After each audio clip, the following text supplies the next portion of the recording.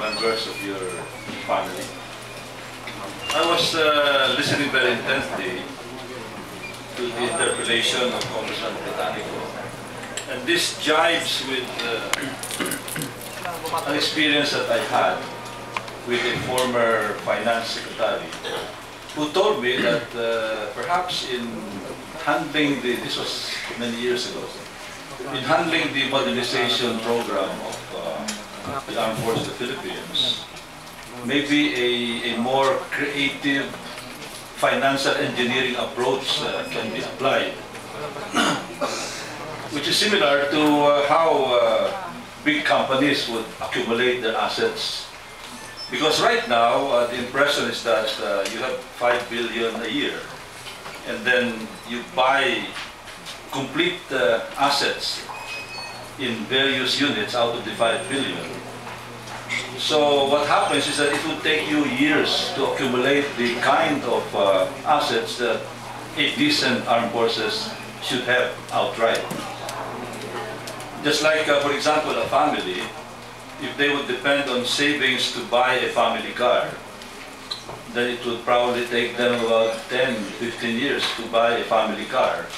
The alternative, the other option is maybe a lease purchase, so you can buy that dream car today, or maybe go on an installment basis and again buy the dream car today, so it will cease to be a dream. Is this something that is in the mind also of the Secretary? Yes, Your Honor. That would be a perfect way to acquire, were it not for the fact that even lease purchases have to be bidded out. So even if you procure through lease purchasing the mode, maybe because of the procurement law, you will be saving money for the product which you do not want anyway because it's the lowest costing product. So probably, Your Honor, a combination of amendment of the procurement law so that we can choose a product that we will choose to finance through lease purchasing. Normally you do that, Your Honor, if the product is a bit high-end, of good quality, and something that you really want to save out for, not something that you can buy off the shelf through competitive bidding purposes. You can get something for low value. So I think lease purchasing, Your Honor, is very, very useful, particularly for non-lethal equipment, or let's say aircraft purely for logistical use. However, even the lease will be subjected to the procurement law. Because, Mr. Secretary, Mr. Chairman, the way it's happening now with the 5 billion peso annual allocation, divided into a few complete items, what's happening is the family is buying every year maybe 1 or 2 bicycles.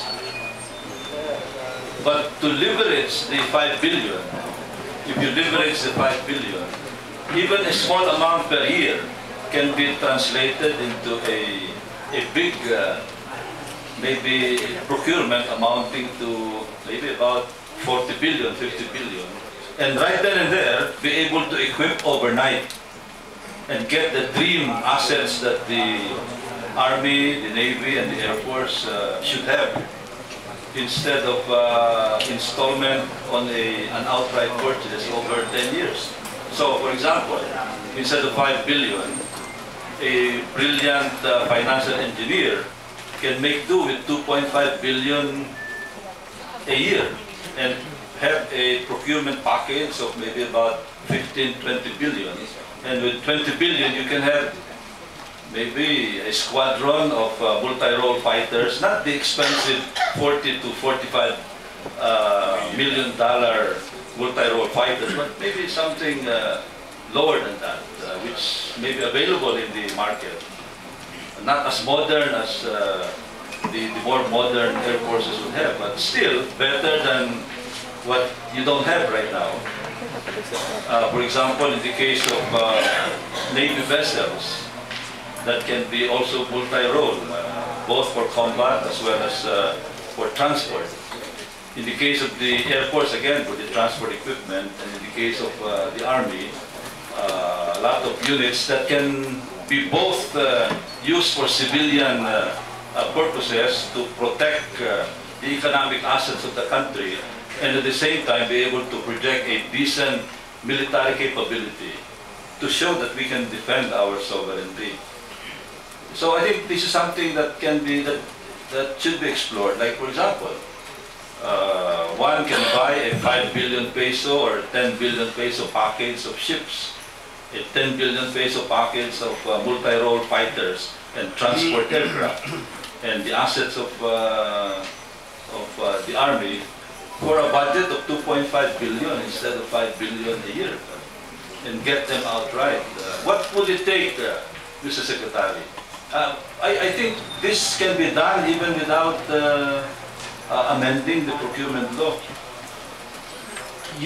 The thing that could be done, Your Honor, is to place in the budget a forward obligational authority to the Department or the Armed Forces of the Philippines, which would allow, with a ceiling, forward obligational authority ceiling, let's say 20 billion. For now, which would allow us to amortize the acquisitions with the yearly 5 billion, Your Honor. But I stress once again, Your Honor, maybe that also to place in the budget that the same shall also be exempt from the requirements of Republic Act 91-4, a provision in the GAA. Mr. Chairman, I think this is something that we should seriously explore. Because otherwise, what is going to happen is that we will continue to have this piecemeal acquisition of assets that collectively would not compose a decent armed forces capability. Ang mangyayari dito, bibili ng maliit na bagay. The way I look, I'm looking at the modernization program of the armed forces right now, amounting to 5 billion. These are a few little things which together will end up with so many little things every year without having the capability to buy overnight, so that we can jumpstart finally this modernization program. Mr. Chairman, I propose that we have time to really look very seriously into this, so that for 2010 we can expect to procure assets of substance for the armed forces of the Philippines instead of this piecemeal. Even, I think we can have a formula where even if we reduce the annual outlay, we can come out with a package with a lot of substantial equipment for the Army, the Air Force, and the Navy. I propose that we look very seriously at this, Mr. Chairman.